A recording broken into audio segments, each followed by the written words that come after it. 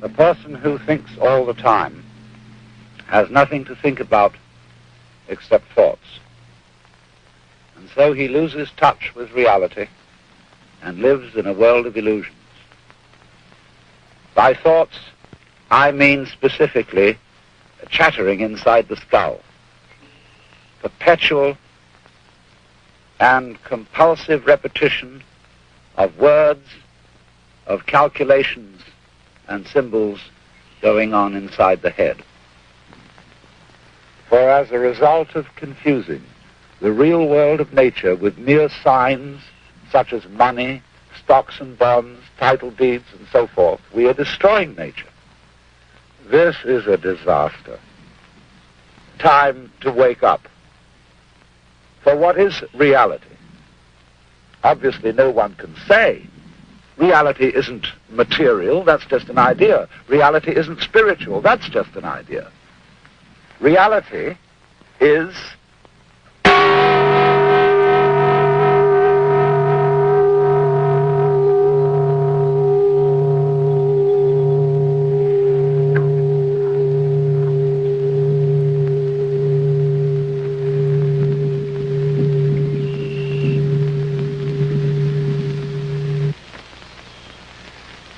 You see, we all know what reality is, but we can't describe it. Just as we all know how to beat our hearts and shape our bones, but cannot say how it is done. To get in touch with reality, there is an art of meditation, of what is called yoga or dhyana in India, Chan in China, and Zen in Japan. It is the art of temporarily silencing the mind, of stopping the chatter in the skull. Of course, you can't force your mind to be silent. That would be like trying to smooth ripples in water with a flat iron. Water becomes clear and calm only when left alone. So, will you try an experiment with me? Simply allow your ears to hear all sounds around you. Don't try to name or identify these sounds. Just hear them as you would listen to music, as when you hear a flute or guitar, without asking what it means.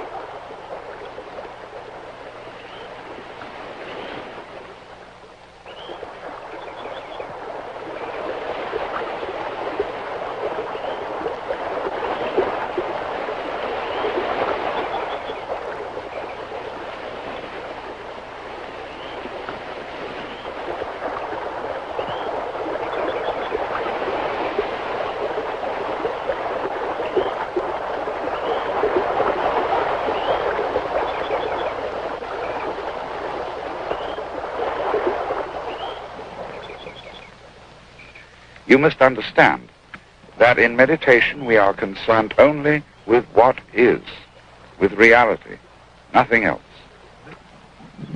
The past is a memory. The future, an expectation. Neither past nor future actually exists. There is simply eternal now.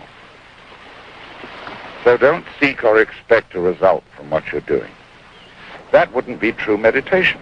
There is no hurry. Just now you're not going anywhere. Simply be here. Live in the world of sound. Let it play. That's all.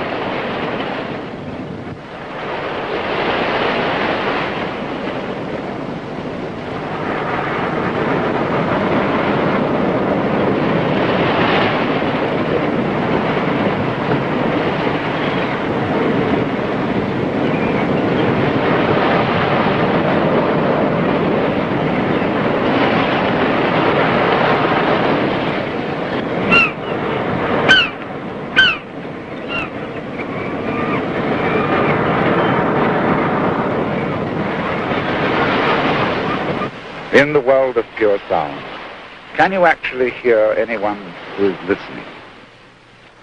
Can you hear any difference between all these sounds on the one hand and yourself on the other? Naturally, we use various techniques and gimmicks for helping the mind to be still. And one of the most useful of all is the gong. For it has a sound which is at once pleasant and compelling. And I want you to listen and watch what happens when the sound fades away.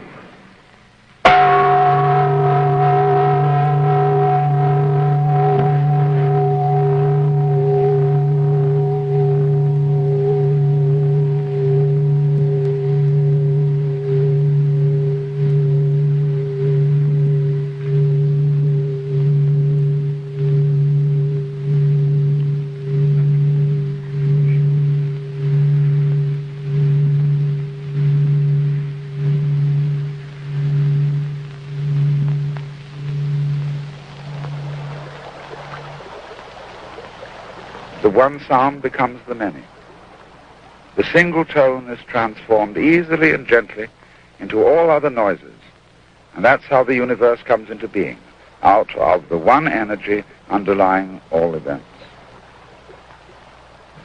So, if you don't have a gong, you can use your own voice. And use a device which is called by the Hindus and Buddhists a mantra. That is to say, a sound or word or phrase which is sung for the sound rather than for its meaning. And chief among these is the mantra Om, A-U-M, called the pranava, because it comprises the whole range of sound from the back of the throat to the lips, and is so called the sound of God. So why don't you sing it with me, or hum it with me, taking the note from the gong.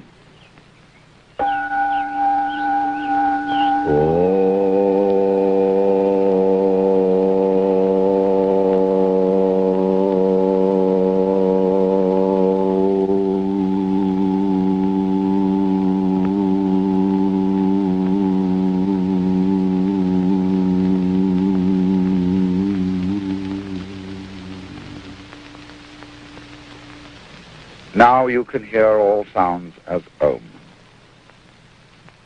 They are all at some point in the total range of sound, from the back of the throat to the lips, making a spectrum of sound as all colors are originally one white light. But don't ask what the sound is or what it means. Just hear it and dig it. Hum with me again.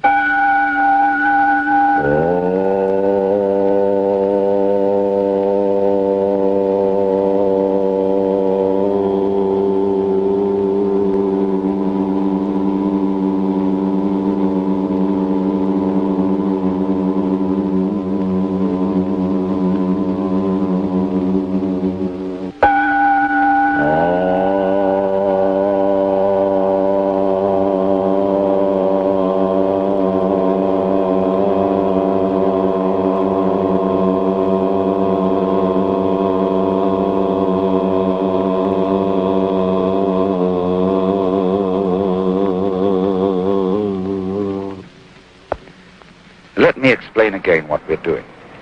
We're going behind words, names, numbers, beliefs, and ideas to get back to the naked experience of reality itself. And at this level of awareness, we find no difference between the listener and the sound, the knower, the known, the subject and the object, or between the past, the present, and the future. All that's just talk. What is really happening is